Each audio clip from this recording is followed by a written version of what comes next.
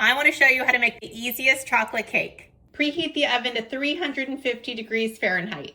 Add an all-purpose flour. I am doubling the recipe today because I want to do 2 layers of my cake. The same bowl, add in your sugar. Mine is quite clumpy, but it'll come out at the end when I'm mixing everything up. Now I'm putting in some baking powder. And if you want the measurements, let me know and I'll send you the printable recipe. This is called a Depression era cake because back in the Depression era, people couldn't afford eggs, so they baked without them, and this is one of the recipes. Then add in some baking soda. And because I don't want to do the dishes, I'm just going to use the same one and fill it halfway for this double batch. But for this recipe, I feel like you can't have too much chocolate.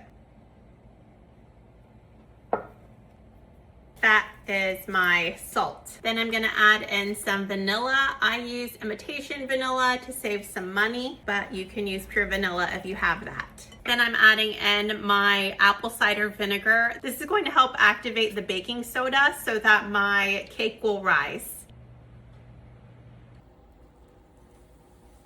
You can see it start to bubble up right there.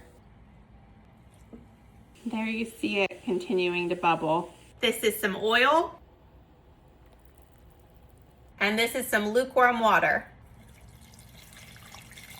Mix everything together until the batter is smooth.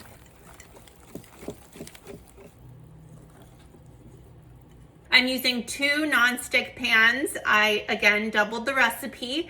And if you don't have nonstick pans, you can grease yours before pouring in the batter. And because I doubled it, I'm gonna pour half of the batter in each pan.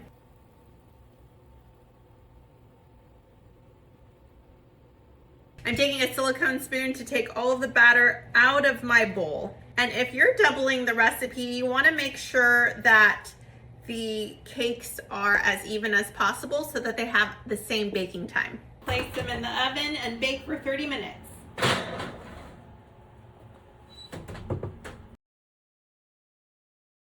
My cakes have cooled completely, so I am going to pop it out of the pan. If yours is sticking a little bit, I like to take a fork or knife and run it around the edges and then try flipping it over. I want to share something that not a lot of people know, and that is that Pillsbury frostings are vegan. So even the milk chocolate, the cream cheese, all of those are vegan.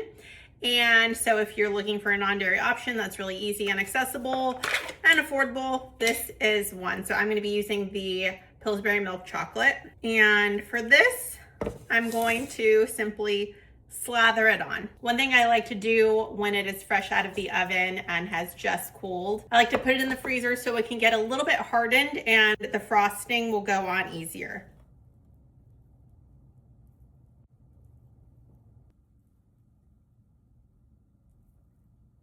So this is just one cake and you can frost around if you wanted to, but I doubled the recipe, so I'm gonna do a double layer. And for this layer, I'm gonna be crazy and use the cream cheese frosting.